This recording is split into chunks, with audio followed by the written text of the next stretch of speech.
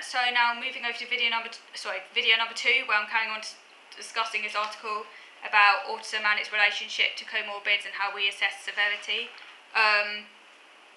So due to the fact that the DSM-5, which is the latest edition of Diagnostic and Statistical Manual, specifies the level of severity based solely on the core symptom domains,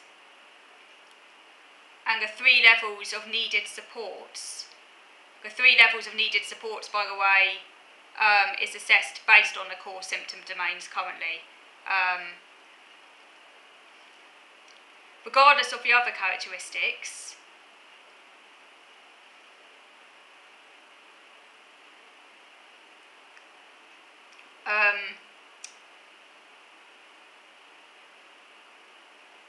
so just to reiterate that, sorry, I probably wasn't making sense there. So the DSM-5 specifies levels of severity based solely on core symptom domains and three levels of needed supports, regardless of the other characteristics, okay? So level 3, social communication, that's the highest support need. So if you're assessed as having level 3 social communication, that means you have very limited initiation of social interactions and a minimal response to social overtures from others. So that's level 3, that's like very severe. Well, level 1, which is seen as sort of mildest support need in social communication, would be seen as difficulty initiating social interactions and a clear examples of atypical response to social overtures of others. You know, that would be maybe avoiding eye contact and so on, but not as kind of severe as level 3, obviously. Level 1, so that's the mildest, without supports in place, the deficits cause noticeable impairment. Level 2, which is sort of intermediate, the social impairment is apparent even with supports in place. And level 3, which is seen as the most severe, severe deficits in verbal and non-verbal social communication skills cause severe impairments in functioning. Personally, one issue I have with this classification is that it seems to conjoin like old Asperger's type of autism, where you're highly verbal, with classic autism, and seems to imply they're like on a continuum. And I think that's really not fair because yeah, obviously if you can't talk, and obviously by definition you're going to be really severe, obviously. But you might have really high verbal skills, verbal abilities, and I would say still be pretty severely affected, at least in the social interaction domain. And I sort of feel by kind of having it as part of, kind of almost like comparing it or putting it on the same continuum dimension as say non-verbal autism, I just don't think it's very fair because they're completely separate conditions. I sort of feel in a way we need a verbal autism dimension of severity, which is 100% just exclusive to those who can talk, because it kind of annoys me that, because I'm thinking, well, yeah, I have really good verbal skill. But so what? I don't have the same type of autism as someone who can't talk, so you're not really comparing like with like. Do you know what I mean?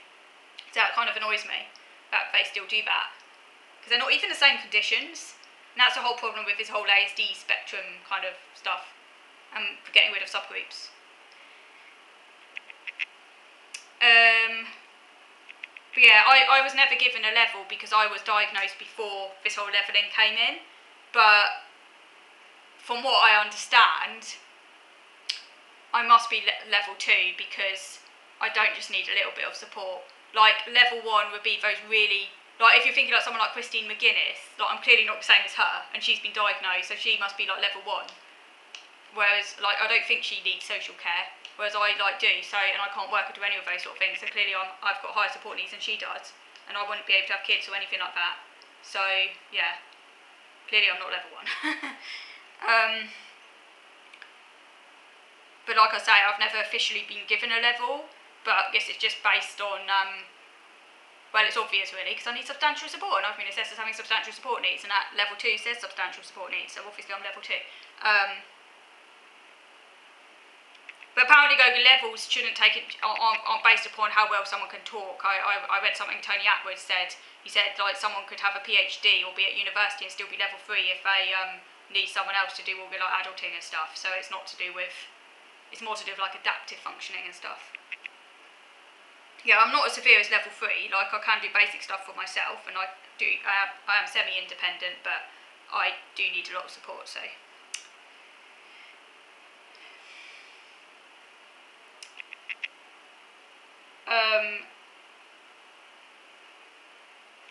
So, the evolution of classification systems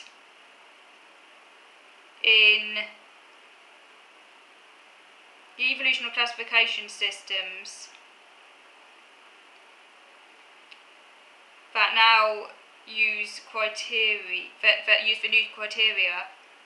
Sorry, what am I talking about? I can't read my handwriting, that's a problem.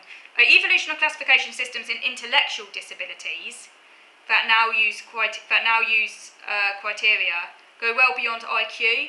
So that's looking at like how intellectual disability is diagnosed, because historically someone was automatically almost given a diagnosis of intellectual disability if they had a global IQ below 70, but now it's seen as being more complex than that, and it's more about adaptive functioning. So just because someone's got an IQ below 70 doesn't necessarily mean they're assessed as having an intellectual disability if they have adaptive functioning that is pretty good. Whereas conversely, someone say could have a global IQ, say, even in the early 80s, and still be judged as having a mild intellectual disability if their adaptive functioning is really severe. So it's supposed to take into account not just the IQ now, but like a whole kind of overall functioning of a person. So that's how they diagnose intellectual disability now. It's not just based on IQ. Whereas in autism, they favour use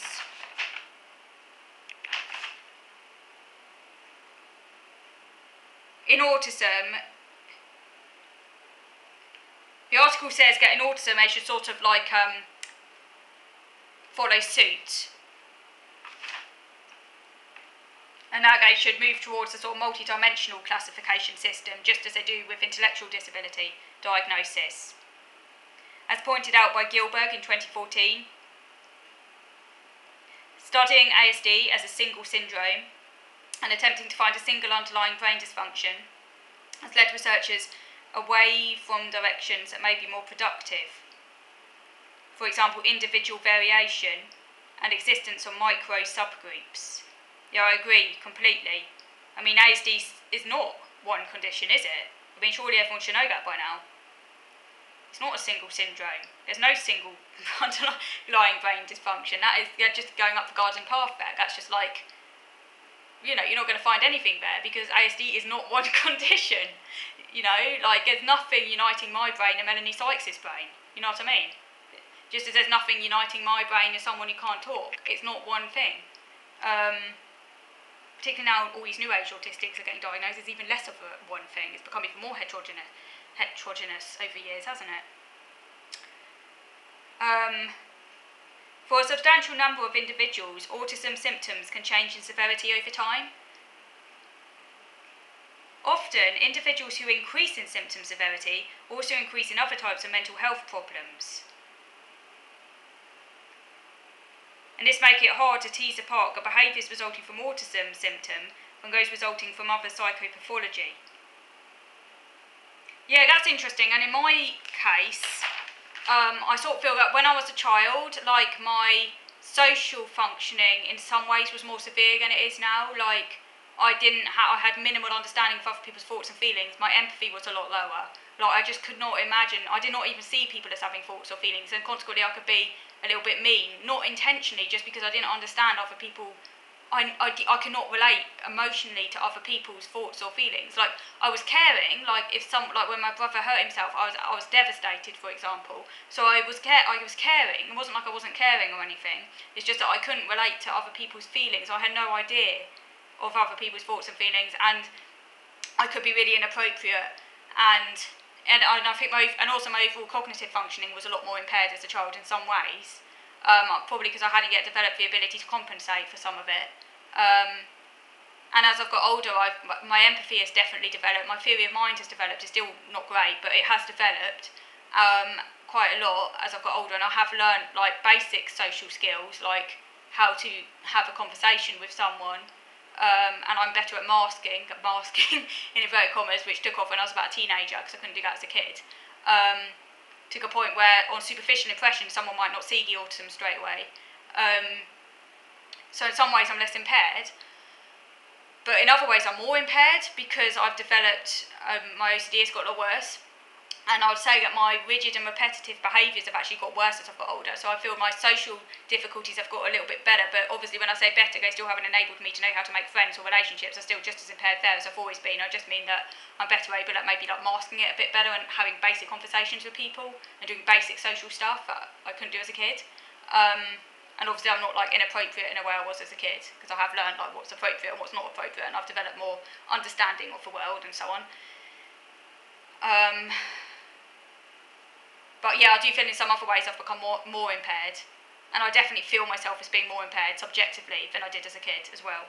And I do think that might be because of the fact my OCD has got worse, and that obviously OCD combined with autism obviously also makes the routines and repetitive behaviours and rigidities worse, just because of that synergy as well.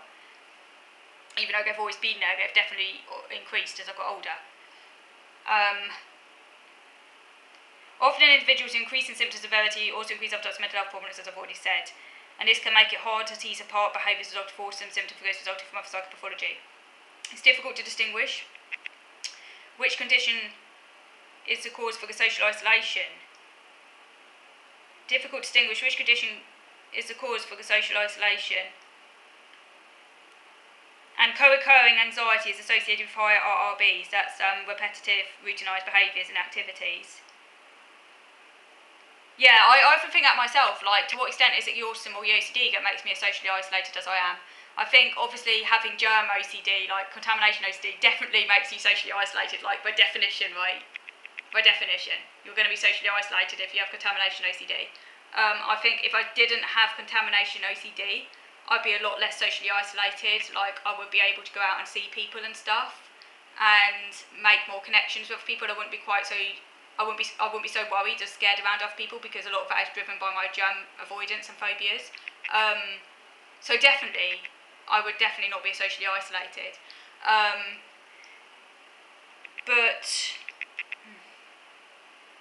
that obviously might make that part of my autism look more severe than maybe it would do if I didn't have OCD. And I do feel my anxiety, which has increased over time, has made my repetitive behaviours maybe a bit even more intense in some ways. Because even people who aren't autistic and who have a lot of anxiety tend to have extreme routines and stuff, because anxiety in and of itself can make someone quite rigid. But if you're autistic as well, then obviously that goes up even higher, you know. Because I don't think I was quite as rigid as a kid, but my social impairment was a lot worse as a kid. But I've always had very extreme, intense interests, but my overall rigidity has increased as I've got older, but my social impairment is not so obvious as it was as a kid. So as a kid, it was more my social impairment was more obvious and a lot more severe than what it is now. So yeah, it's like my autism has kind of shifted a bit.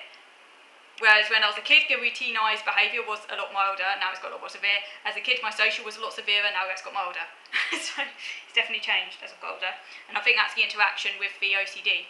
That has got more, although I did have some elements of OCD as a kid, it was paediatric onset, it has got a lot worse as I've got older. And consequently, I feel a lot more impaired as I've got older. Sensory sensitivities is also a type of RRBs. I didn't even realise that, by the way, and I do have a lot of sensory sensitivities. But again, which sometimes I feel I've got worse as I've got older, but I'm not sure if I've got worse or whether it's just I'm more aware of them as I've got older.